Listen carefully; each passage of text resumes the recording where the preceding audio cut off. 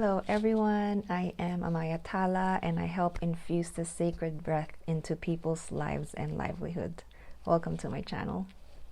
So today I want to talk about how to free humanity from oppression through self-care. And I know that self-care has been a topic in many YouTube videos and people are becoming more aware of how important it is to take care of themselves. But I don't think people recognize how important this is in the whole journey of the whole humanity. Because as a lot of you know, a lot of people, activists, advocates who I really admire and I really respect, many of them, including me, tend to really care about the world to the point of exhaustion and draining ourselves and just being so spread thin that we're not really able to think clearly and to help the energetic journey or energetic recalibration of the world. And a lot of the way things are, especially when you listen to quantum mechanics, at the subtle level of things are, everything is energy and everything is vibration. Everything is energetic. And so if we just focus on tasks and what to do and the physical, you know, it's very tempting to focus on the physical aspect of action and doing, when actually the best way to address things is from an energetic level. And that entails coming back to ourselves and thinking about what energy are we bringing to the change that we want to see in the world. So that's, I'm going to talk about that more in this video, and I want to just share with you what I think about the high or great importance of self-care in the work that we do as light workers and empaths and change makers. So please stay tuned, and I hope you like the rest of the video. Thank you. Yeah, so you know, as a person of color, I have been always carrying the frustration and the hurt and the pain of being oppressed. And I didn't even know that I was carrying that when I, you know, through my journey of growing up. I grew up in the Philippines and I saw a lot of poverty. I experienced it, although not as much as other people have. I mean, our family didn't have much, but you know, we didn't starve, but we didn't have any resources to really support our own growth as well, and abundance and opportunities. I was very lucky to have opportunity through school because my mother really really encouraged me to focus on education, and because that's a ticket way out. But still, it was a very narrow path. All the other things that are going on around are still very oppressing, and I didn't even know about it. I just knew I was depressed, I was suicidal, I was just in pain. I didn't know what was going on. Everything was chaos around me. I was receiving messages that are not healthy for me, about my beauty, about my looks, that I'm not good enough, bombarded by those types of messages from my own family, from my own friends. So, you know, I know what it's like to be oppressed, and especially in a subtle way. It is not like the, you know, the ancient times when it's really obvious when there's a slave and someone's being oppressed. But now it's like they're very subtle and they're part of the system. You know, when you try to go through the banks and healthcare, like it's incorporated in that. So thinking about freedom, usually we think about that. I mean, not everyone probably, but in general, people of color or people who are oppressed, even not of color probably, we think in general that our freedom depends on these systems, the oppressors, the white supremacists. We have that idea, and so a lot of us march in the streets to to demand changes from the government or from other people, from other groups who are in power, which I really admire, because I think speaking up is really important. I think that's an exercise of nurturing yourself and self-care if you give yourself permission to speak up and speak your mind, and let people know that these are your rights and that you deserve better. So I really admire that, but at the same time, I'm coming to a realization that that type of dynamic where we expect our freedom from our oppressor is exactly another type of oppression. when our freedom somehow depends on them, isn't that another form of oppression? So this is what I realized recently, that in the chaos that's going on around us, I do not need to wait for my oppressor's blessings for me to be free. And I understand that this is easier said than done because we're just surrounded by it. But at the same time, we choose our responses. I'm sure people can relate to that. We have the freedom to choose our responses regardless of what's going on around us. We can choose what we make out of the situation. We can choose how we look at ourselves in spite of being oppressed. Are we going to allow that perspective of the oppressors on us to be our perspective on ourselves? We can choose that.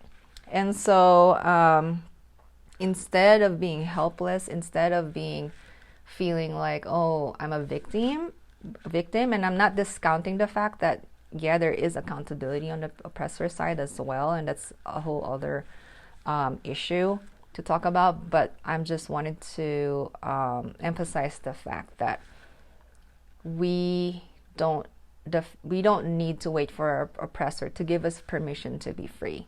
We can be free in so many ways already, and one way is to take care of ourselves and to choose our own perspectives of ourselves, because the way the oppressor really oppresses is by making us believe that we don't matter, that we're not worth it.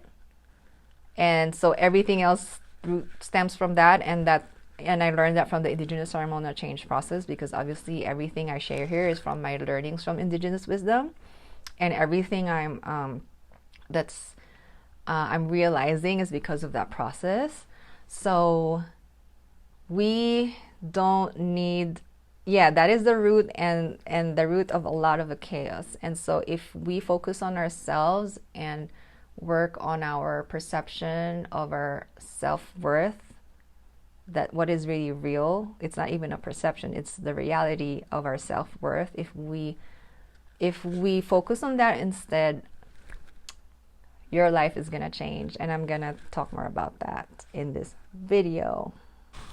I also want to talk about two very important concepts in this dynamic of our acceptance of the reality that we're oppressed and there's oppressor, and that we're playing that role of the oppressed.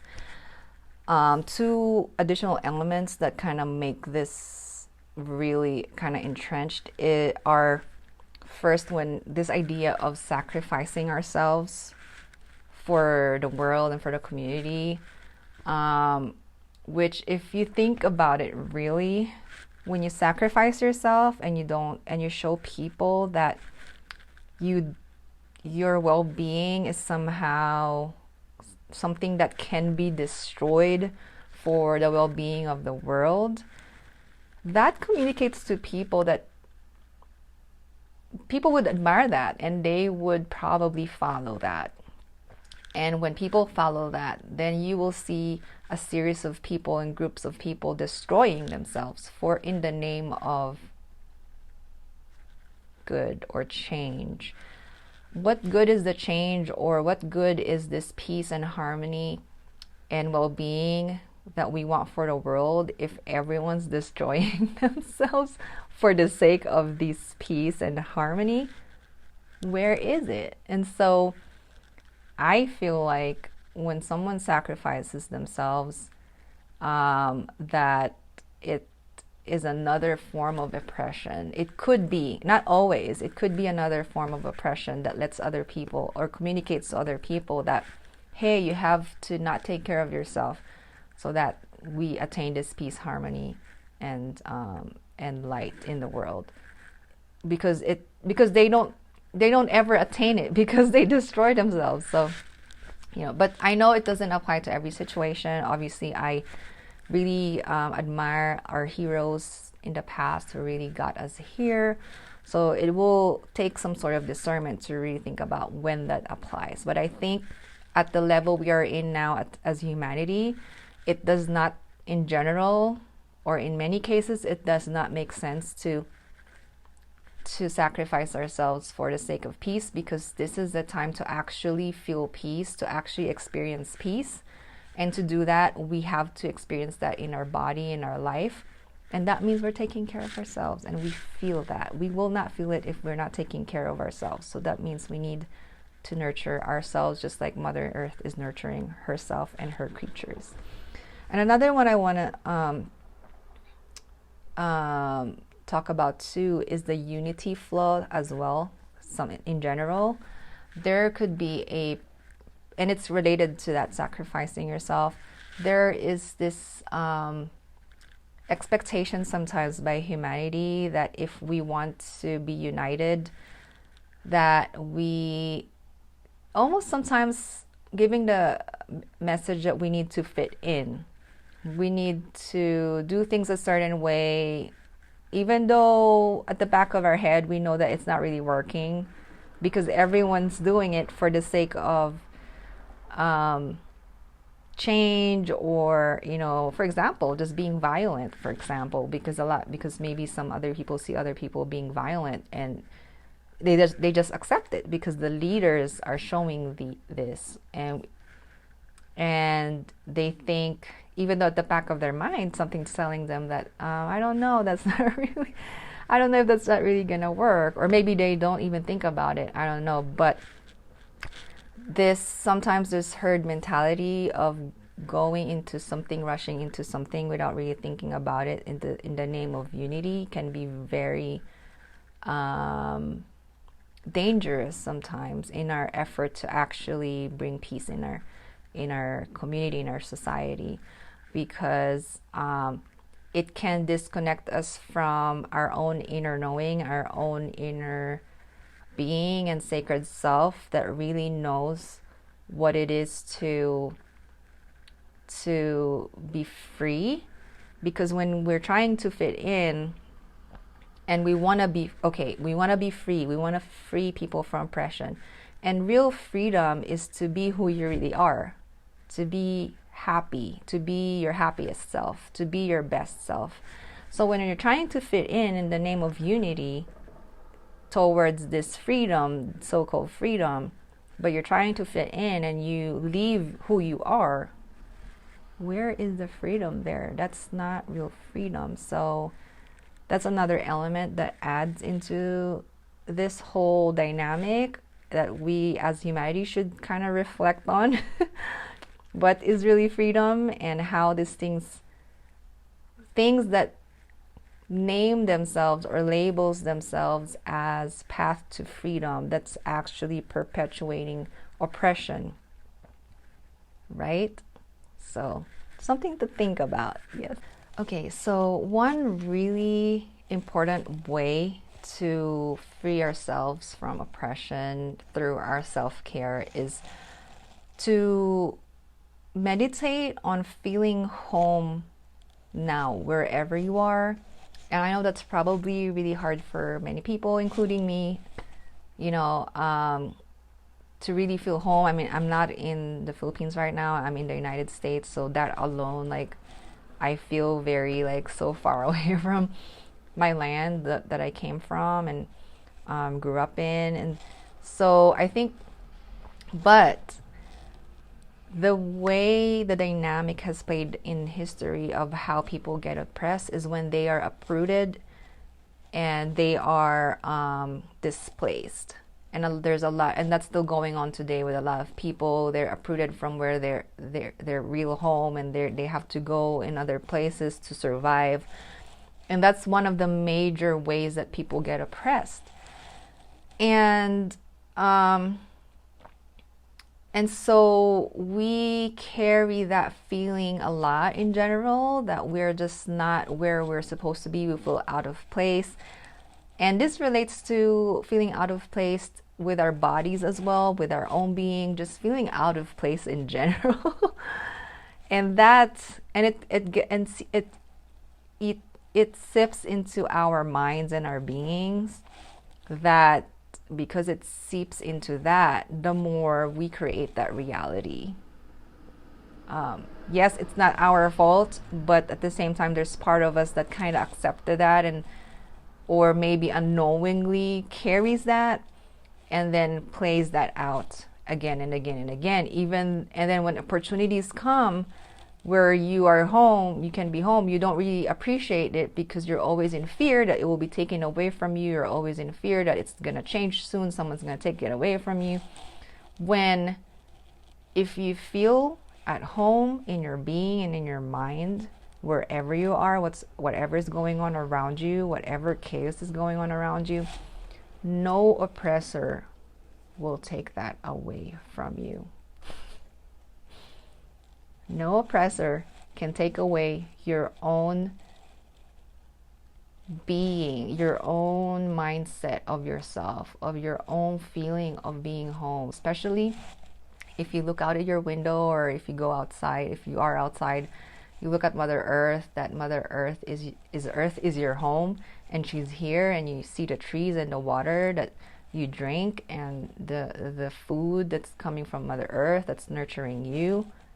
You're already home. I mean, it's not even a lie. You are home in Mother Earth, and she's taking care of you. She will never uproot you or displace you, because wherever you go is in Mother Earth.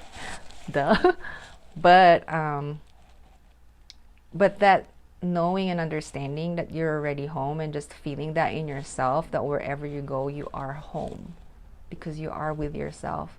You are in your own divinity and sacredness, and no one will take that away from you. And so you're free. And so, there's really nothing the oppressor can do. I mean, it's obviously they can distract you. All these stories and all, they can do things externally, but your inner being is your whole arena that's really up to you, that you have control of, and that's where you can set yourself free. And so self-care, and the only way you can do that is through self-care. If you give yourself permission to nurture your inner being, to know that you are enough, to know that you are safe inside of your being, you trust yourself, you believe in yourself. All of those are self-care actions and habits and intentions. So if you do that, then you get to give yourself permission to be happy and be free and do whatever you want, given the circumstances, make the best out of it. You can enjoy things just with the things that you have. I know this doesn't apply to everyone, but in general, people, you can find ways to be resourceful and feel like you still have resources to do things that you love to do in a way. I go to a thrift store. I also do. I use secondhand things that people are throwing away for art or something, and become even creative using them. So even though I don't have much resources, there are ways for me to be free by these resourceful ways that the universe or Mother Earth sends me resources. And even if I don't have anything at all, my mind is such a very rich resource of imagination. Even if I don't have the ability to go to Hawaii, I can imagine it. So there's always something, and when I imagine it, I feel it, and I feel good, I feel free. I play the music in the background in my phone. There's, you can be free in that way. And when you do that, when you are free in that way, and you feel happy and just nurturing yourself, you uplift your energy changes.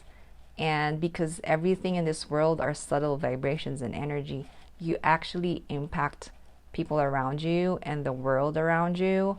You inspire people to also do the same thing, to take care of themselves and be happy and pursue what they love and pursue what makes them, and encourage them to be who they are and express who they are, the beautiful butterfly that they are. And if everyone's doing this and expressing their gifts to the world and contributing what they're good at to the world, and everyone else is benefiting from everyone else's gifts, what does that world look to you? What does that world look to you? It looks to me like a free world, like a world I want to live in. And all of this because you gave yourself permission to be who you are and to be your happiest self, to be your best self that you can give to other people, that people revel on and cherish, and then you do the same for other people who are also giving their best selves. Imagine if people who are fatherless grew up with a father who is 100% their best selves. Imagine the trauma that would not have happened if, or mother or father or whoever, if the people around you are their best selves. Imagine the pain that would have been saved. Imagine how happy families are there around the world just because that person took care of themselves, nurtured themselves, make sure that they're thinking positive thoughts of themselves and not internalizing the oppressor's mindset that they want to program into us, or cleansing or reprogramming the ones that are already there through decolonization or through the indigenous ceremonial change process or through therapy or whatever works for you. Imagine that, and it's going to ripple in the world, and you're going to be an example for people to take care of themselves and do the same thing. And when you take care of yourself too, you also communicate to the world that this is your standards of how you want to be treated. And it's also speaking up. It's also speaking out in a very different way by showing people how you treat yourself. You are communicating to the world how you want to be treated, which is with dignity, with nurturing, with love, with respect of who you are. So if you do that, start doing that to yourself, then, and everyone starts doing that, and we communicate to each other that's our standards for treating ourselves and each other, then we will create systems, and we will create new systems that support that. So I think that's how powerful self-care is, and that's what I wanted to communicate in this video, and I hope that was pretty clear. And also just knowing that we are home now and that we're nurturing ourselves and taking care of ourselves. If we're doing that, what else can the oppressor do to us? If you're taking care of yourself, how can someone oppress you? Yes, and I know they can do things a lot externally. Yeah, but in a way, they're kind of, if you go through the indigenous ceremonial change process, everything, all the chaos that are going on around us are just illusions that people are playing out.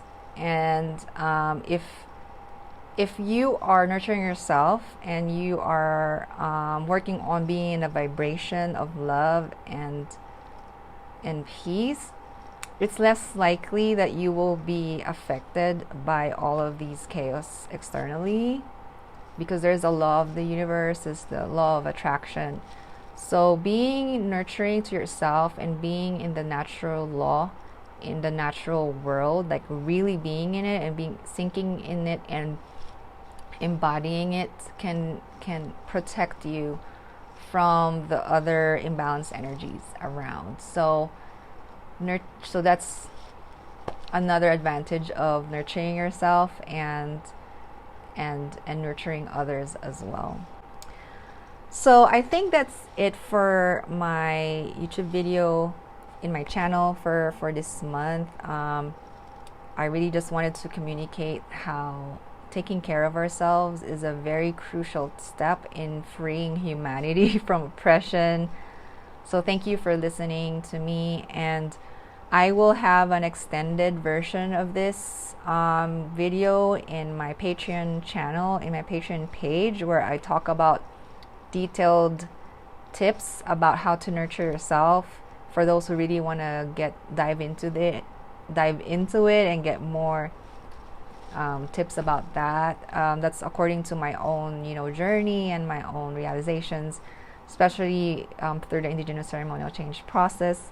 So if you're interested in that, just go to my Patreon page and I will have the link below. Yeah, that particular video is going to talk about how to be more strategic in taking care of yourself. I know a lot of people are already taking care of themselves, going on vacations, having spa and massage and things like that.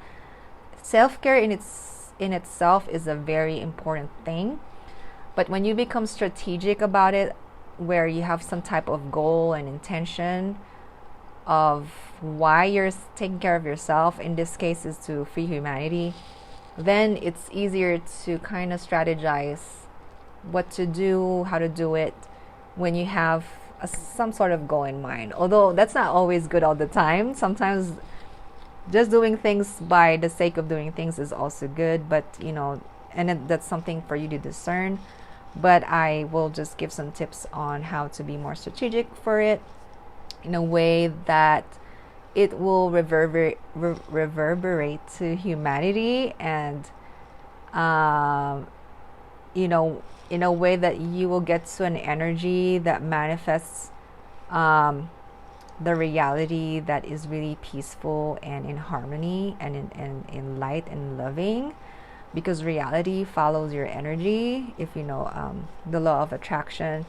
And because we are all connected to the web of life, we do impact other people. So if we take that into consideration in the way that we nurture ourselves, then there's more impact. So if you're someone who really wants change, then that extended video will probably benefit you. So that's in my Patreon page.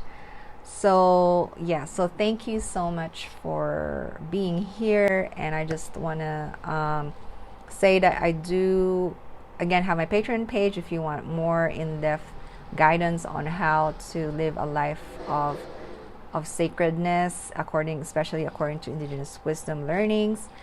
And I also do one-on-one, so you can go to my website, it's in the description box, and I also have one-on-one in my Patreon as well, and I have a class that's there as well every month if you want more of an group interaction. And I also want to thank my mentor, grandmother Patricia and Davis. She is a Native American indigenous wisdom keeper, and a lot of my realizations and learnings come from her teachings of the indigenous wisdom from her own tribe. And all the description about that, if you're interested in what she's teaching, is in the description box below. And if you also want to support her and her work, you can also find that way in the description box. And yeah, and I want to thank also my patrons that support me in my work and helping me create my own right livelihood based on my own passions and my own gifts, helping me develop that. So I really appreciate you. And yes, I think that's all for me for today, and I want to wish you a great day. I want to wish you much aliveness in your life, and I send you the sacred breath in your journey in your life. So see you next time. Have a great day.